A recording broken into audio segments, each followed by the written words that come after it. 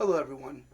Welcome back for our second episode of Tankers After the Tales, where we get into the minds behind the scenes of our players and we get a slight bit of an insight check into their lives. Today, we are getting to know Willow, who plays Azra, and Zach, who plays the ever sketchy Fel Falco. How you guys doing? Good. Good. Well, let's dig in and let's get real for the fans and the viewers. Zach, sketchy Sketcherton. What's it like adventuring through one detailed campaign such as this and getting to play so many different characters? Okay. Yeah, so it's actually kind of different. I'm one of those people, I always create a lot of characters when I'm off or I'm just thinking about different things. So it's kind of nice because you don't really, you get a little bit of freedom. So it's kind of nice because I like playing support characters. So it's kind of nice to go from, I had like my cleric and then I had, the brothers. Mm-hmm. And then now it's kind of my upfront, Falco Stabby as it stab. now. Yeah, kind of the lockdown character, help up front, but it's actually been pretty nice. It's just a little bit different. There's a little bit of difficulty of congealing with the other cast members, or players. But I think it's kind of progressing into a good area. So, Which would you say has been your favorite thus far? um, to say, I actually currently like, I think Falco is going to be my good one. Falco. Yeah. I'm even questioning my own name at this point. So, What's up, yeah, Falco? it's pretty great. So, but yeah, I mean Falco, he's kind of a good character. We haven't really got into a whole lot of his backstory. I kind of went into it a little bit, but it's. I think he has a pretty good character development. I think it's going to be a pretty good. He's going to add to the team. Of course, we could always use some healers and stuff, but I think which Luther, R.I.P.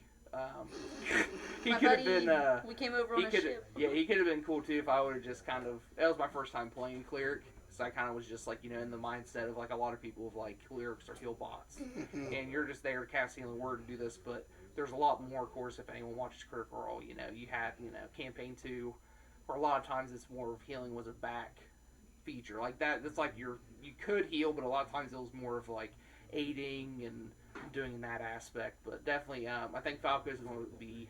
I think will work the best with everybody currently. Dope. Willow. Especially earlier, we really got into the ever-evolving relationship you have with Tedron. Tell me about that and tell me about how, from where you first came in, meeting him, and how that relationship has evolved. So Azra is very aloof, and she is intellectual for like a barbarian. But as far as being so like excommunicated from the tribe, everything like that, coming into this, we got into it a little bit. Like Azra's tribe does not do outsiders, so coming into it, Tedron was the first person that was like, "Hey, get out of your comfort zone. Like, let's spar, whatever. I'll teach you how to calm down." So like that was different and a little bit like weird at first. Azra now, going back home, she's kind of like sinking back into, I'm not here for the outsiders. Right. I'm not here for working with everybody. I need to get home and like need to take care of my stuff. So like the relationship with Tedron right now is kind of just like On ice. I wouldn't even say like it's necessarily on ice. I would just say that like Azra is kind of putting aside the entire party. It's nothing against anybody. It's just she knows she needs to get home, and she knows that she has a lot of things that she needs to take care of. So as far as like focusing on the team, there's no focus there. I have one thing in mind and one thing only. I've been a ride or die through this entire thing, but now like my home is dying, so I gotta go. In battles recently, the relationship between Tedron and Azra has been real rocky. Azra comes from like a well-versed fighting and tribe and mentality, and nobody gets left behind. Azura feels like she's been left behind several times now. So there's things that like she knows she needs to focus on, and she's not willing to like take her mind off of those things to deal with Tedron right now. If that like to get into it, but not get into it. Right. Yeah. I think from the outside looking in, we're talking about a relationship where you guys have played tag together. Yeah. You guys have meditated. Yeah. You've done so many various activities that just simply pass the time. Yeah. And that friendship has really like, if there was like a downright connection that has been made in our group, it's you and Tedron. Yeah. And so I think the question that we're waiting to see now that we are going back to the Wildlands, it's going to be crazy to see if the time comes and your people want to shun him, who you're going to stand with and what's going to happen, what's going to go through your mind when your best friend. So that's like I hinted a little bit in today's conversation with Tedron. My family comes first, and they will always come first, even though I've been excommunicated because I did kill an elder when I found out about this like beast that's inside of me. My family will always come first. Like even when we found Toba and we found Brick on that ship, if you recall, Tedron was still on the other ship, and I took off on the carpet and went and saved Toba. Without any regard. It was instantly, Toba's in trouble, I have to get across.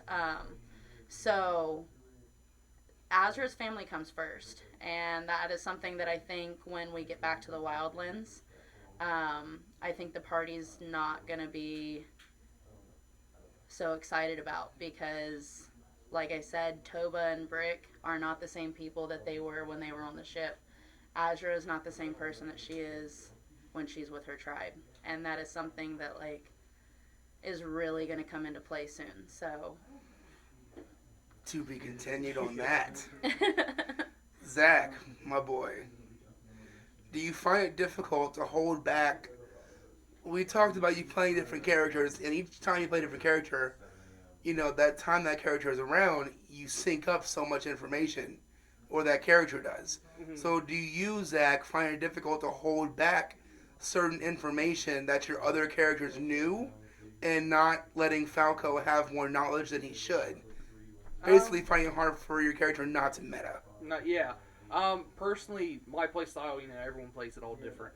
I try not to meta as much. We always joke around. We'll talk about different things there. But, character-wise, I'm very, in the moment thinking of ways to kind of help. Of course, we was talking about, like today's session, about getting the stuff out of the ear, stuff like that. Even though I was in there, but not really in there, trying to help with ideas and stuff, which I think happens at every table. But I try to kind of keep it there because, just like, you weren't there, you didn't hear it or didn't see it. So it's kind of one of those things. That's just kind of how I am. I mean, metagaming, we all want to do it because we all want to see the next hook. Just like when you're watching movies and all this stuff. I think, this is going to come and play. This is going to happen. You're kind of reading it ahead of time. So it's hard not to do. But where, we didn't really explore a whole lot with Luther. I was only there. That's when, I had a different job and all this other stuff. So that was kind of, he didn't know too much. He knew the party, but didn't know him. You guys are, the more in-depth and more congealed. So, and then the brothers and stuff, that was there because I was transitioning into a new phase and kind of doing that. So, it was hard to play two characters, let alone two spellcasting clerics. I had two separate spell lists.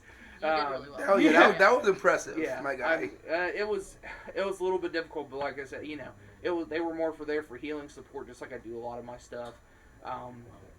So it's usually it's easy. It's ignorance is bliss sometimes. Whenever I'm coming in and out, I just try to provide, when I was talking with Kurt and stuff, hey, I'm thinking about this character, what does the party need, and then kind of give a hook, just like when we discovered that I was the one that stabbed Tedron.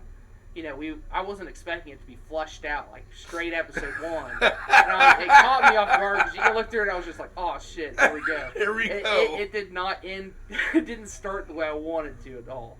I wanted that to kind of be flushed out later, so then it's kind of you're a little bit more conflicted. Yeah. Because you do build that like relationship and stuff like that, so that whole tension started out, but then it kind of slowly started fading out. Yeah. Especially like this episode and stuff, and then they realized that I was, a low swimmer, stuff like that, and I was just like, this could go fucking bad real quick. Yep. So luckily we was able to kind of pick up on that, because then that would have been we just came out of the whole huge fight with Skullord and stuff, so. I wasn't ready for another big fight today. I'm not gonna lie. Yeah, I think. Torian I don't think was. anybody, yeah. But yeah. Bonum not. Bonum not so much. Yeah. I think everyone was. That fight was super sketchy. We all could have went down easily that fight, and that's kind of one of the things about with the DM and stuff. Everyone has these dynamics of some people think it's the party versus the DM. Some people, it's that whole back and forth thing. But it was really, it was a good combat. I can't wait to see what other stuff we got in store for us, because the higher levels we get, the more stronger the enemies are. Mm-hmm. They're going to be, we're not going to be sitting there killing a bunch of goblins. So, Right. Right. I mean, it's kind of one of those things. But yeah, it's easy for me just to kind of separate that for me. Nice. So it's I just kind of look at it as is and just take it. Session at a time, what I've heard, stuff like that, and just kind of go. So, Willow, you kind of hinted at my next question earlier. Being the barbarian of our little entourage, you often see yourself on the front lines, in the midst of the shit, if you will. What's it like, essentially being the cornerstone of our defense so consistently?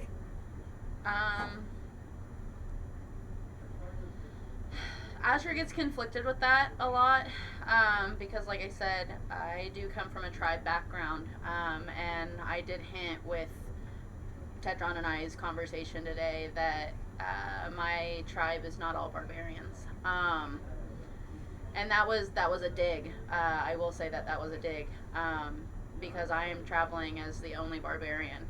So in a tribe of close to, 15,000 people, a very large group of people, and I'm the only barbarian traveling with a lot of casters and a lot of other heavy, fighters. To be the one that's centralized all the time, when I come from a background where Teamwork? there's a lot of teamwork. Azura is very conflicted on that sometimes. I do understand that, as the barbarian, you pull a lot of weight. But if I put it in her mindset, it's hard for her sometimes to watch party members, kind of take off or hide themselves. Like I said, it's coming to a head, but Azura has other things she needs to focus on, and we'll deal with that further down the road. Put that confrontation on the back burner right now. Yeah. Well, hopefully that's Azura, Did you say 15,000? That's a lot of people. that could be, but that's a big, yeah. You have to think. So the way that the Wildlands is set up is there are separate tribes or races. So the Leonin stay with the Leonin, the Aarakocra stay with the Aarakocra, etc., etc. So I would say, in my home tribe alone, in our centralized area, there's probably at least 2,500 to 3,000 Leonins. We don't die. It's a big tribe, and that doesn't include all the other tribe members that are either in the merchant cities or the ones that are working in the Centerlands or out on their own kind of thing. Those are just the centralized ones that are always inside of the tribe walls. So Makes me so it's almost like your tribes, and this is almost like a major city. Yeah. So like the tribe where we're gonna go is Fernhelm. That's where Azra's from, and the way that it's set up is it's like I said, they're centralized. So like I said, Aarakocra with Aarakocra, but it is like one big city kind of thing. So you have like your normal like merchant buildings and like your restaurants and taverns and homes and everything. I'm sure it's not like from your time. It's probably not that nice, but for us, it is modest. So it's going to be really exciting for when we get there. Yeah. I know Kurt's built a pretty expansive like way that he wants everything to pan out. So I've given him bits and pieces of what my world's like and where I come from, and I know he's twisting those. So it'll be good. We'll see how they open their arms Uh, when we get there. I did hint on that too with Tedron. So It's going to be a whole lot of. They don't like outsiders. We got hella outsiders. like I said, Grell will probably be one of the few people that make it in. And he's still going to get some looks because he does not look like our Aarakocra. So. Yeah, it'll be fun. We fucked.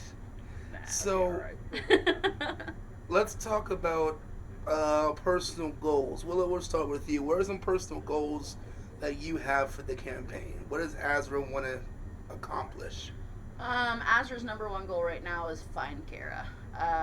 That's been a big one since first meditating and seeing her.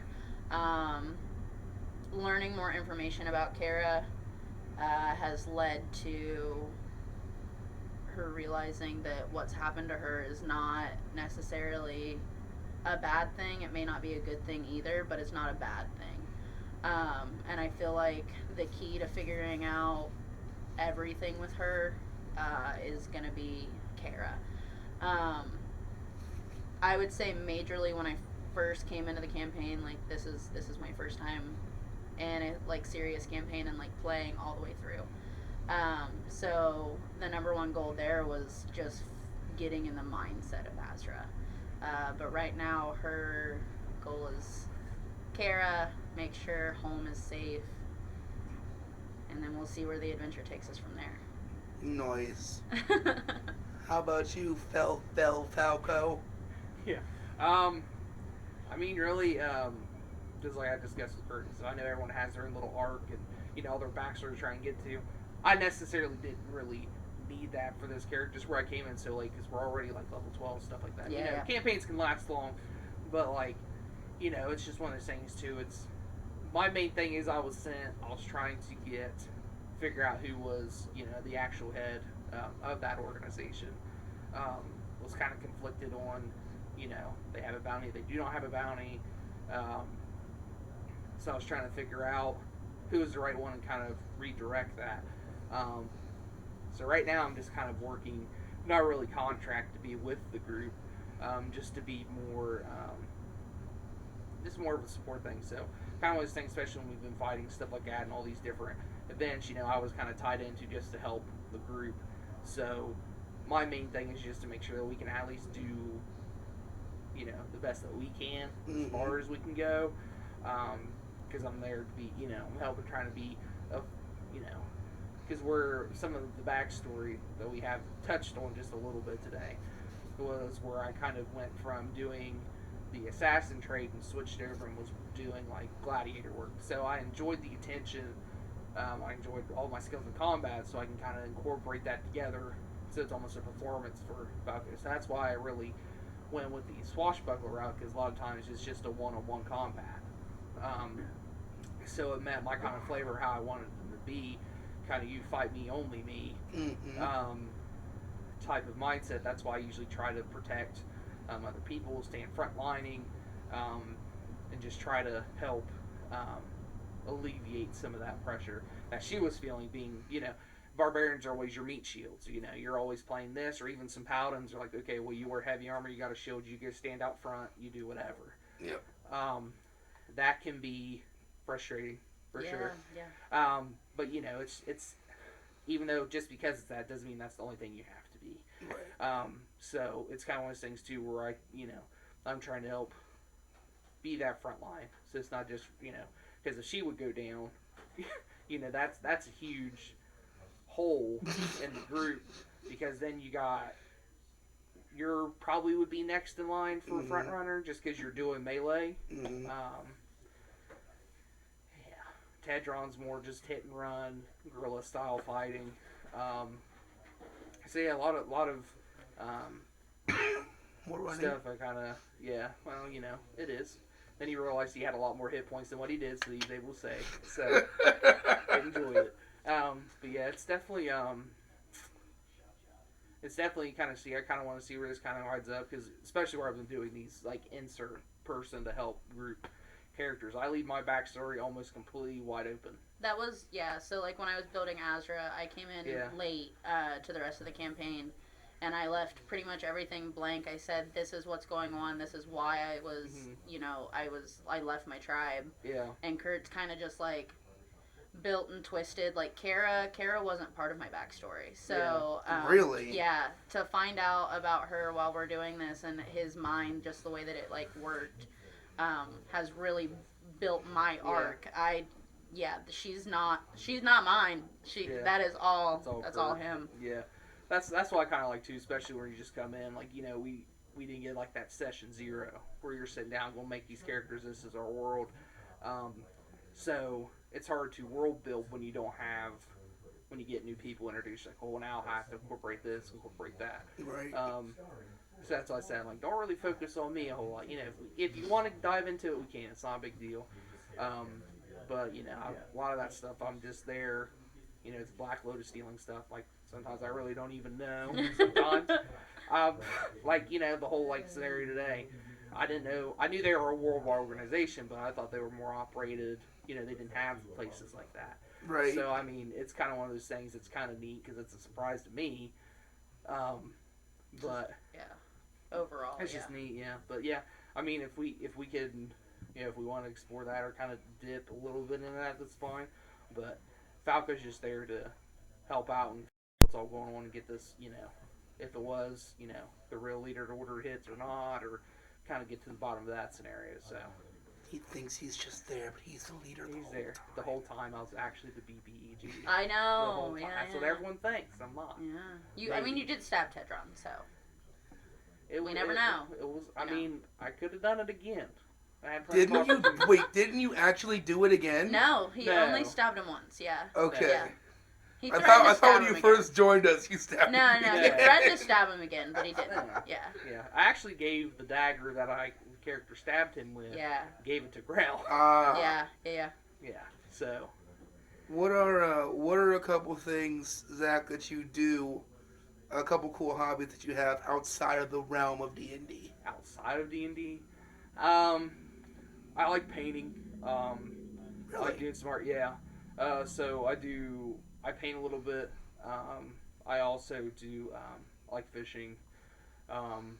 Just kind of southeastern Ohio stuff. Just kind of, you know what I mean. Just like Appalachian lifestyle. Yeah, I mean, I don't. Yeah, not really like I used to. I don't do any of that. It's just more like fishing and I'll do like painting and stuff and that's kind of why I've just been doodling and stuff like that here recently. Nice.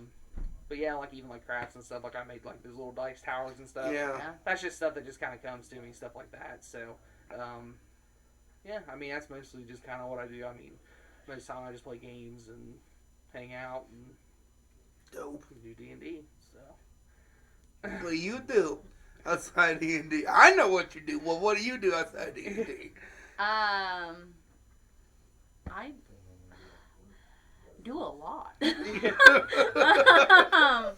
I recently really got into like getting back into like yoga again. I did an aerial yoga a couple of months ago with some friends, and I'm looking to get into that. Yeah, like up in ropes, like up in the ribbons and everything. It was a lot of fun. A lot of like great stretching. It was great. Other than that, I recently got into dice making. And resin work, so I guess that kind of falls hand in hand with the D&D, but at the same time, I did find with playing D&D, I've become a dice goblin. So I mean, it's gonna happen. I'm right there Shiny. with you. Yeah, Thoughts. so I've been into that recently. A lot of Animal Crossing lately too. So hit me up with those friend codes. I'll come raid your islands. She needs all the bells she can get. I need all the fruit, so hit me up. Yeah, I mean, I don't know. I guess like same thing Zach said. It's Southeast Ohio. There's not a lot to like do. Find a hobby and stick to it. Yeah, you find something that's your niche. You should probably just stick with it. Yeah, I mean, If there was one thing, you guys, that you could change about your characters at all, no holds barred, no limitation, one thing you could change about your character, what would it be? Zach, we'll start with you. Change one thing. I kind of like how my character's designed. Maybe not have stabbed Tedron? I mean, that's kind of how it kind of a little bit incorporated a little bit there, because I was like, why don't we try to do this? And like when I was talking about a rogue, and I was like, well, why don't we try to incorporate, Black Lotus? So he's like, oh, well, you can do this. And then I was kind of like, hey, why don't you just be the one that stabbed Tedron? I'm like, oh, why not? That would be funny. So that's kind of how that went. I really don't know, because I really like, actually, I went champion fighter. It probably would have been better if I would have went, instead of going down the champion route, do like the battle master, because then I'd be able to do a little bit more maneuvers. Now that I think of it, that would have been a whole lot better. Just because I really took the champion one just so I would crit on 19s. So, I mean, you see a little What's bit that damage now? fight.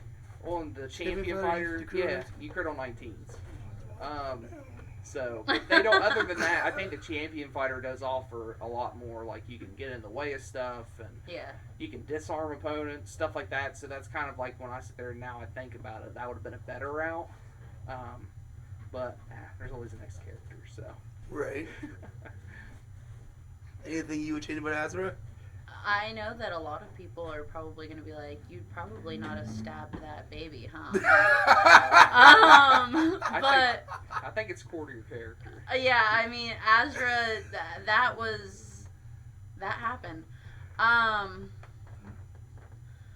don't know. With Azura, she's just, if you know me, like, in real life, you know Azura's a lot like me. I would probably say, maybe just like be a little bit more open with like the party members, but at the same time, like, maybe not be as open with some party members, just do her own thing kind of sometimes instead of just like following the pact, I would say, because I can honestly say from like the beginning to now, Azra's just kind of been like, what are we doing next? Yep. Yeah. Where are we? You need me to hit something. Oh, okay. That's what I'm good at. Awesome. Cool. I see where I fit in. You need to hit something. I see or now. get hit by something. Or could you step in front of this boulder real quick? Yeah. Just do it. Hold on to it real quick. So yeah, I think the only thing I would change with Azura is just being more honest about what she wants to do, and not shutting down so quick when everybody's like, hey, this is what we're doing. Yeah. So maybe just a little bit more pushback. So Word. Journeying through the campaign thus far, how has your play style changed and adapted? Zach, you played 4 characters now. Yeah, that's right. Five. You had Luther. You had the bipedal, the snake, the Yonti. You had the 2 brothers. Yeah. 2 brothers, and now you have Feltro. Yeah, so it'd be my 5th one. Yeah, this is number 5. So, like, how has... Obviously, your playstyle automatically changes based on your race and class, but how has, like, your decision-making, like, how has your mindset changed through the campaign thus far? Like I said, Luther was just kind of there, and then like the Yonti Pureblood, he was there for I think a session until we got out of the Underdark, and then that's another time I I had to go. that was a good one because I even made that whole character be a whole Underdark theme, so you'd be in that section for a while, and then that kind of didn't work out, which is cool. I can't wait. Okay. Yeah, I'm not playing it anymore, so it's fun.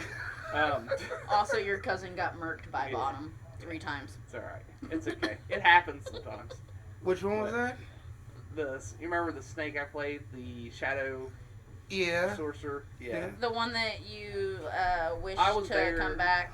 Yeah. Oh! Yeah, that came back into death and then died again. Yeah, that one for sure. That was great. So yeah, we kind of blended that in together too. Yeah. So, I mean, really so of course, like you said with class and everything. So like the brothers, I did one that was, you did your opposite, sort of. They paired well together. Like the one, so it would have been Jethro.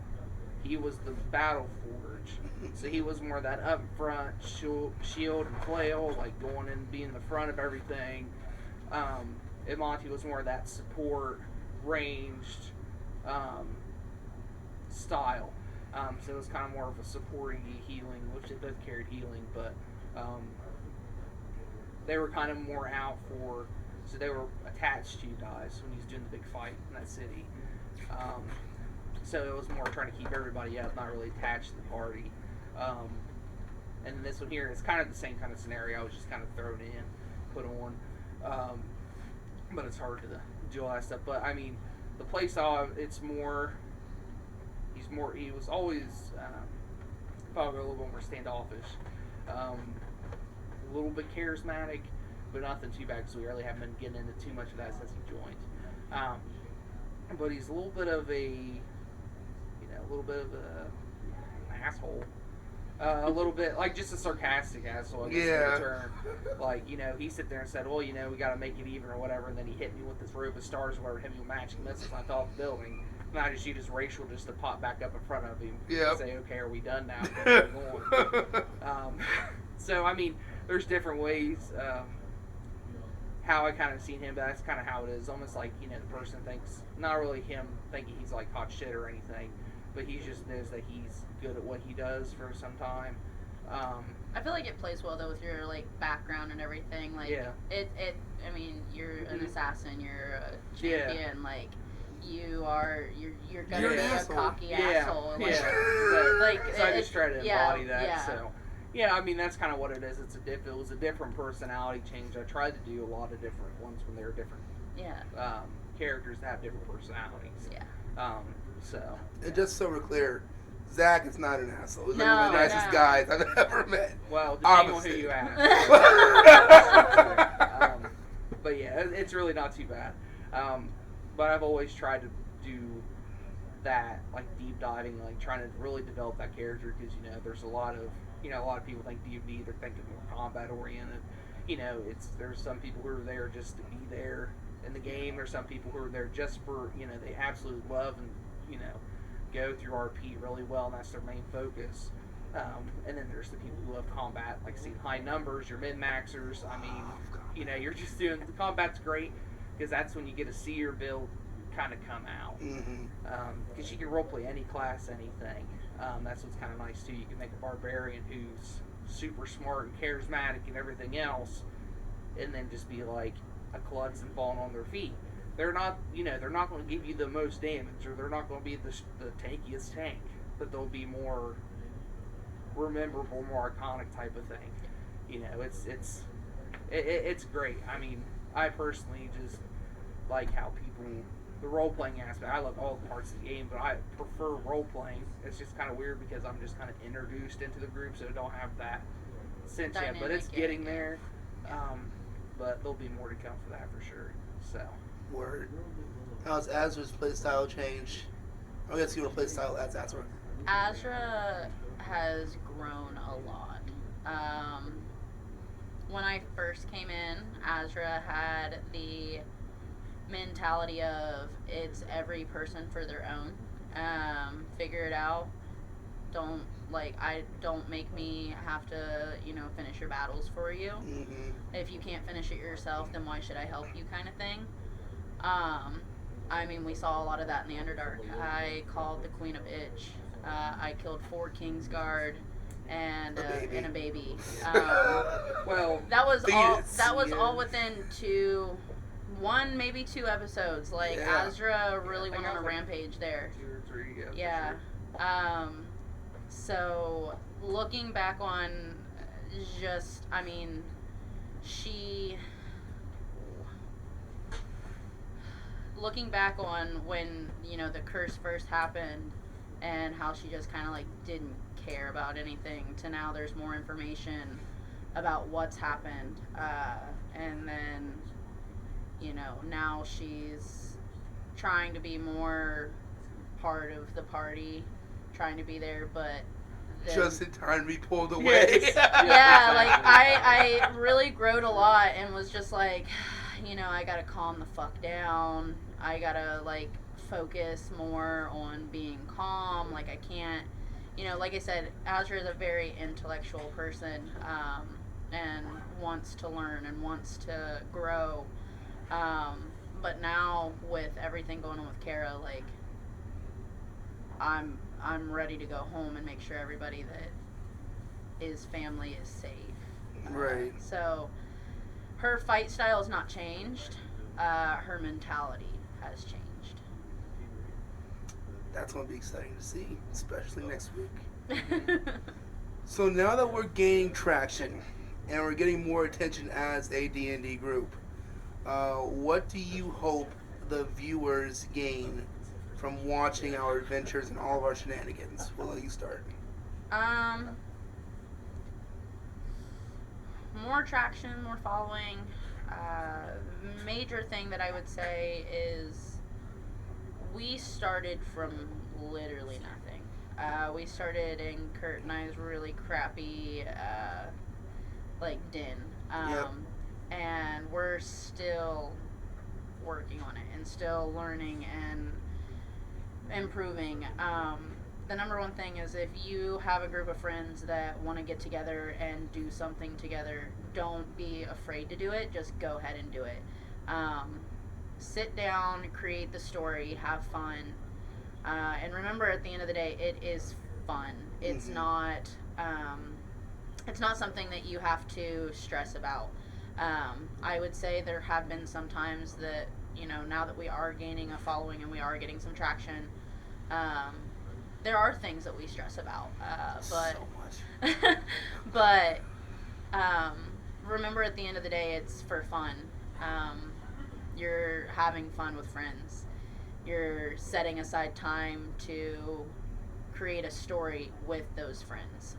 So number one takeaway, just have fun. It's a game. It's a game. Yeah. Number one, it is a game. Yeah. For me,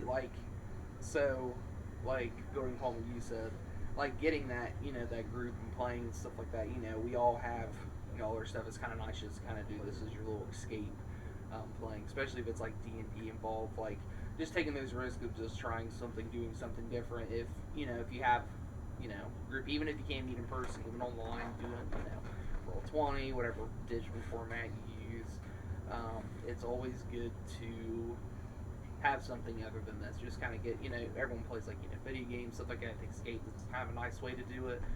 Some people use it as therapy, which isn't too bad. But it'd be nice to see everything go. I would love to see this grow and become something else. And it all been. I'm not trying to be. Everyone's always wanting to do the whole critical role thing, and they're playing that, which is great. I'm not slamming them whatsoever. I love watching them. I watched them since season 1, where they were still Geek and Sundry, all that stuff. Yep. So it's great because that's something that everyone would love to do. I would love to be able to, besides all the other great, skill sets and everything else they do. It'd be nice to be able to just play D&D and still be able to provide your lifestyle, and not have to worry about doing your other job here. You can slowly focus on. You can get really super deep in that mindset. Yeah. Being on the business side, stuff like that, learn different things. But that's not my major goal. That's I was just trying to play, just trying to get through and get this constant thing. I'd love to see our stuff kind of evolve from where we're at now to even if it's not, where our current set is, do something else and it be, more wider, um, more production, stuff like that. I love. That's what I'd like to see. It's just more of that, the music and stuff we've been adding and all the different things we've been updating off our layouts, and it's going into a really great direction. So I'd like it to keep going, of course. But yeah, it's just like the same people play, like on Twitch, like how we do. They'll play other games they're trying to play to, get rich, and this is my only job, all that stuff. But then whenever you take it like that, sometimes, like you said, it takes away from you're playing this as a game. It's when sometimes people look at this as a job when they're get streaming. rich quick kind of thing. Yeah, and it doesn't really benefit you because it's a super small percentage. If you looked at all the numbers of people who are affiliate versus partnered, is huge. I think the biggest thing, like, to hit on that too, is if you turn your hobby into a work based thing, at the end of the day, are you actually enjoying what you're doing, or are you just doing it to make money? Yeah. And that's something that I think a lot of people have to hit home with and figure out. Am I enjoying what I'm doing? Am I still having fun, or am I just doing it Just to make money promotions. and to make content? Yeah. So Get burned out. yeah, you want, like I said, you want to view this as it's a game, it's a hobby, it's something fun. But if it becomes more, it becomes more. But at the end of the day, if all of the fans went away and all of the subscribers and all of the followers and everything went away and the cameras were off, would you still play that game with your friends and would you still have fun? Yeah. Because if the answer is no, What are you then doing? why are you playing? Why are What are you you doing? spending ample amounts of time playing? Yeah. I mean, we sit for 4 hours and play and roll dice, and then we come afterwards and we Yeah. sit here for 30 minutes to an hour Yeah. and discuss that game. I mean, if we're not having fun, then Why are we Yeah. here? Yeah. Doing it. Yeah. So remember, everyone, it all starts with a few friends and a story. So dive in and tell your tale. Tune in tomorrow for the away game, and of course next Sunday for our next home game stream. Till next time, I'm your friendly neighborhood paladin. Stay safe and take risk. Bye, guys. See ya. bye.